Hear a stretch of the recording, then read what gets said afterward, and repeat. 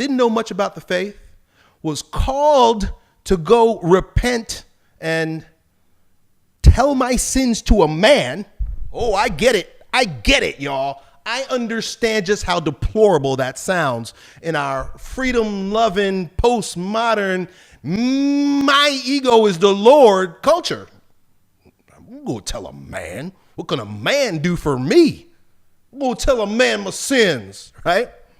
My dad still says it that way. I don't get it. Well, it's because you don't understand the faith. Just like I didn't understand the faith.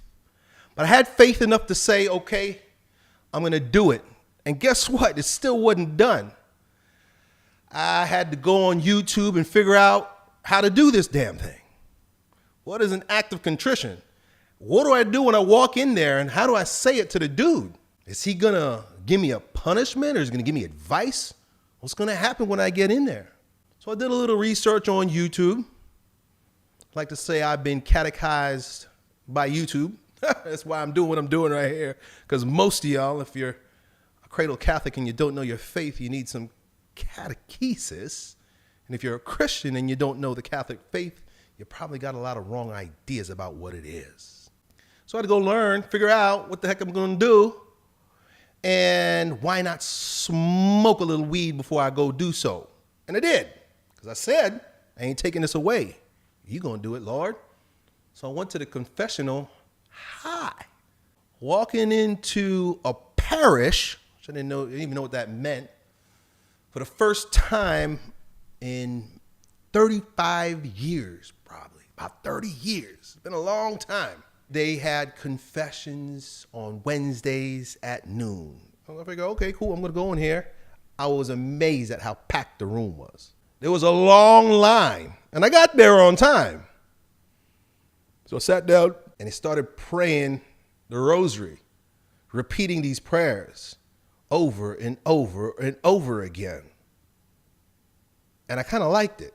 I never had picked up rosary beads before in my life, but I sat there, and it bathed me.